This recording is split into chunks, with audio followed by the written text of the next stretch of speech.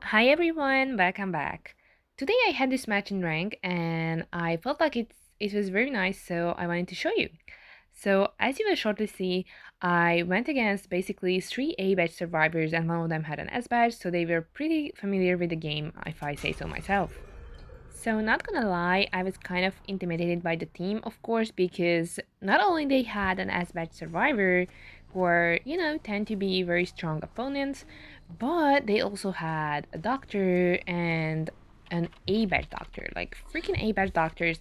I know I told you guys not to go against the team if they have a doctor in general, but yeah, I was just like, why not? I don't really care that much about ranking. But regardless, let's just start why I do what. So, I had the map selection previously, and I knew where Wilding was, so I purposefully went his direction because if you guys remember, I always say that if there is a Wildling on the team, go for them, chase them until they get on the board. They usually get on the board pretty fast. If they refuse to get on the board, of course, drop the chase, but in this case, as you could see, I kind of went after him as soon as he got on his board. I went to take a picture, and I have almost full presence just from one freaking character, which is very nice. So this was my plan all along. Then I came here to chair because on the spawn selection map, I saw one of the characters, I think maybe Gardener, spawn nearby here, and I, expected her to still be decoding here, but then she wasn't, so I teleported to Dr. Cipher, or what I assumed would be Dr. Cipher, and I did manage to find that, but Doctor already left, and I assume they left because she wanted to heal Wildling away from the Cipher, but unfortunately for the team, I noticed the boar following Wildling, so I immediately just went to cheer him. And it's kind of obvious. You can kind of expect the teammates to go to the doctor if you know where they are after you down them, because of course she heals the fastest. So here the team kind of stalled a bit, and the doctor would have been the one to save, but of course I couldn't have been sure. I was like, Gardener should have spawned in near this area, so I could not just focus on doctor alone.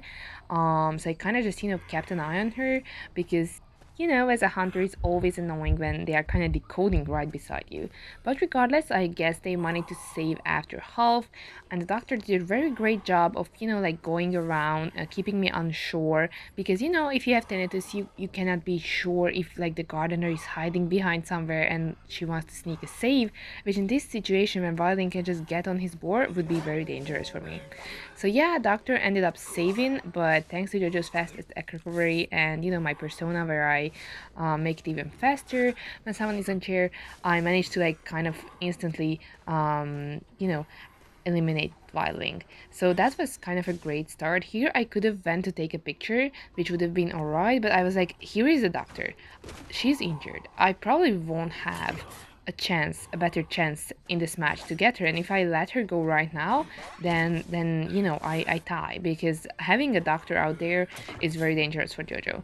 So yeah, I thankfully managed to down her here. It's not really like a best guiding area. It had like two pallets. So upon having no other choice, I took her to the chair at the shack. But it was also good because I know this cipher was worked on. Here I expected the gardener to save, so I went there so she would activate her bubble earlier, so she couldn't like save with it. So that's why I managed to get a hit off of her. Here I don't know, like doctor managed to like get stuck in the little obstacles around, but here I know, like, okay, she has the veteran bonus, she's away, I shouldn't waste time with like chasing after her. So I took a picture, and here of course it would have been very easy to just chair Gardener in that chair, but I had to keep in mind the doctor can just heal herself and save, and no matter which one of them I down again after Gardener was saved, Gardener would have the bubble and doctor would have the self heal option, so they would both be able to keep saving each other at least once more, while explorer could potentially prime the last two ciphers. So I was like, okay, I have to take gardener to the basement. That's the only way I'm going to secure this win. So that's why I kind of played this cat mouse game with doctor here, because she knew that I can just cancel attack recovery if I drop down, and that's how I hit her. So we kind of just played around. And here, actually, I was thankfully it was really fast thanks to the fast attack recovery. I could teleport there, and I could terror shock her before she could get the save. So basically, I had these two in basement. Their chair progress was practically the same, so I knew Explorer would not make it here in time if he, of course, wasn't around already. So here I had a little lag, but regardless of that, that's just expected, you know. I was like, okay, I have the win. I don't really mind. As you guys know, I don't like, I don't know, stall or like bleed out Survivor just to get the 4K. I don't really mind. It's a win is a win, a tie is a tie. I'm satisfied with both, so I don't really need the 4% elimination. But yeah, I got the little like tinnitus sign pop up here, so I was thinking like maybe he's decoding around the area, or like, you know, the cipher could be on two different locations nearby. But then I noticed that, you know, he kind of made a circle around me and avoided me, and he managed to get the dungeon that way.